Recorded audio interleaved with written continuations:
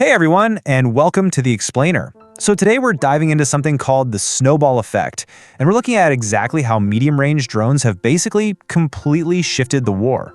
Now, if you've been following this conflict at all, you know that momentum can be, well, notoriously difficult to track. But as of May 2026, the source material is pointing to a dramatic and frankly undeniable shift happening right out there on the battlefield. Our sources are detailing this entirely new strategic reality unfolding as we speak, and it's completely reshaping how both offensive and defensive lines operate. So let's jump right in and look at the actual mechanisms driving this huge change.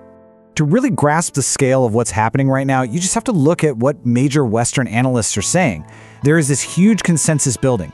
Traditional media outlets are recognizing a very distinct, very obvious stalling of Russian momentum.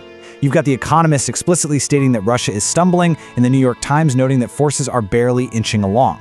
So the analysis across the board is remarkably consistent here. Those heavy, sweeping advances we might normally expect to see, they've just ground to a total halt. But of course, to truly understand a conflict, we can't just look at one side's perspective, right? And this is where it gets absolutely fascinating. What makes this whole assessment undeniable is that it's being entirely validated by Russian commentators themselves. Take Igor Girkin, for example. He's a very prominent Russian nationalist and military blogger. When you have Russian sources openly discussing extremely alarming signals and plainly stating that their own military turned out to be completely unprepared for the current situation, well, that establishes a really objective premise for our explainer today. Both sides of this conflict are looking at the exact same battlefield reality. So what is actually causing this massive stalling effect? Well, according to the tactical data, it all comes down to one massive catalyst: Ukraine's highly effective medium-range strike campaign, which they've been intensely building up over the last 6 months.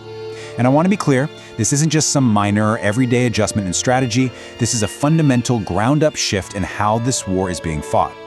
Our sources indicate that this specific tactical adaptation is effectively stopping the Russian military in its tracks. But to understand why it's so incredibly devastating, we have to understand exactly where these strikes are happening. That brings us to a really crucial geographic concept: the medium rear.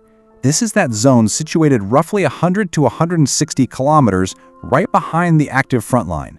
Now, why does this matter so much? Because this area is literally the central nervous system of an army's logistics. According to Russian war correspondents, the key logistical artery of their entire operation, which is this road running along the Azov Sea, moving west from Mariupol all the way down into Crimea, lives exactly in this zone. This is where all the fuel, the heavy military equipment, the supply trucks, this is where they all travel. And right now, it is directly under intense Ukrainian fire.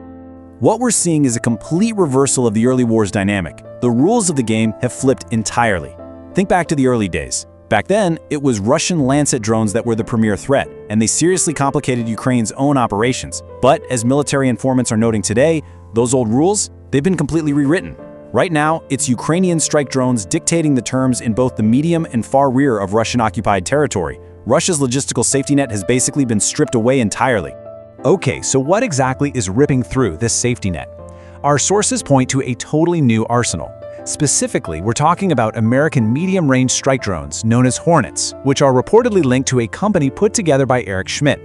And these are definitely not your standard off-the-shelf quadcopters. They boast a range of up to 200 kilometers, and crucially, this is the real game changer, they are understood to be Starlink-enabled. That means they can operate in areas they normally couldn't, completely bypassing traditional Russian electronic jamming equipment.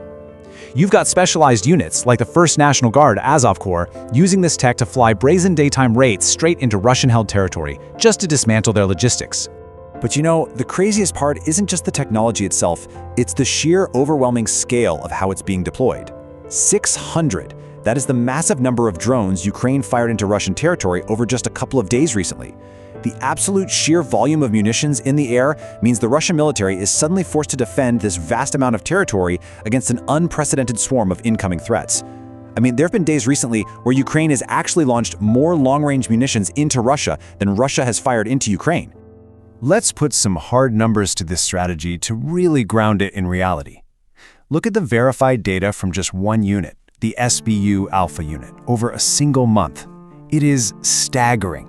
We're talking more than 10,000 enemy infantry neutralized, nearly 2,000 transport vehicles completely destroyed. But I really want you to pay special attention to those middle stats. 29 air defense systems and 21 radar systems destroyed. The unmanned systems forces are out there relentlessly hunting down altimeter radars and early detection stations. And this systematic blinding and disarming, it's the key to absolutely everything that follows. Which leads us to probably the most vital question of this entire explainer. What actually happens to a massive, mechanized army when its air defense network is systematically dismantled? Think about it. When the shield is totally cracked open, how does the rest of the body survive? This is where the tactical analysis gets incredibly fascinating, because taking out those radars isn't just some localized loss. It triggers this massive chain reaction that paralyzes the entire force. Analysts are actually calling this devastating chain reaction the snowball effect, and it basically works in 4 steps. Step 1. The sheer volume of Ukrainian drones forces Russian air defenses to spread way out just to cover more ground with fewer resources. Step 2. Because those defenses are stretched so ridiculously thin, high-value targets in that medium rear zone we talked about are left completely exposed. Step 3. To just survive, Russia is forced to pull its logistics, its ammo depots, and command centers further and further back from the front line. And finally, step 4, because the supplies are gone and the airspace is totally compromised, coordinated armored assaults right on the front line completely collapse. And that final step, that represents a massive paradigm shift. As the sources note, traditional armored assaults, they literally just do not exist on this battlefield anymore. Because of the incredible depth of this new battlefield surveillance, you just no longer see platoon, company, or battalion-sized elements pushing forward. If a large grouping of soldiers tries to mask anywhere, they are spotted 30 to 45 minutes before they even reach the front line. They're caught out in the open and neutralized before they can have any impact whatsoever. So put yourself in their shoes for a second. If you can't send a tank column, what do? Well, in this incredibly bizarre twist from modern mechanized warfare, Russian forces have been forced to basically trade in their multi-million-dollar tanks for ATVs, dirt bikes, or they're just creeping forward on foot, literally 1 to 3 soldiers at a time. They are desperately trying to inch along the terrain just to avoid being spotted by the unblinking eye of the drone swarms constantly overhead. It is a really bleak, incredibly dangerous reality for any advancing infantry right now. And looking at this from the Russian perspective, their own military informants are pretty blunt about this tactical dilemma. They plainly state that the only way to actually stop this drone threat is to destroy the operators who are launching them. But he admits the Russian armed forces simply lack the necessary reconnaissance and strike capabilities to pull that off. Playing defense is practically impossible against this sheer volume, and they currently just have no viable offensive solution to neutralize the source of the strikes. And that brings the snowball effect to its final fatal consequence, right at the absolute edge of the battlefield.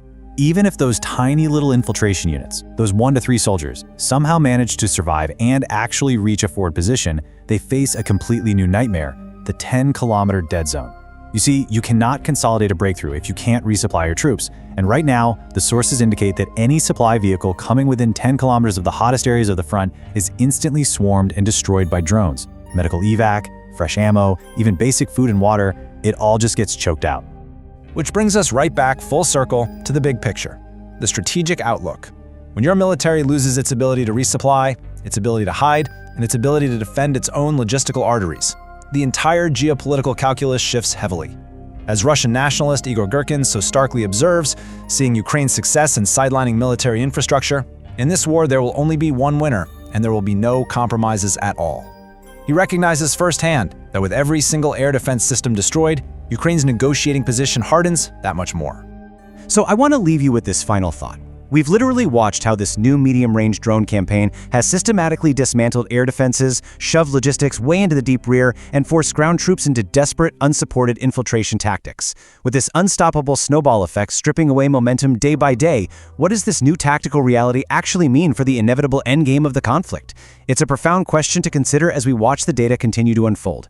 Thank you so much for joining me for this explainer, and I hope this structured look at the battlefield dynamics has given you a much clearer understanding of what's really happening on the ground today.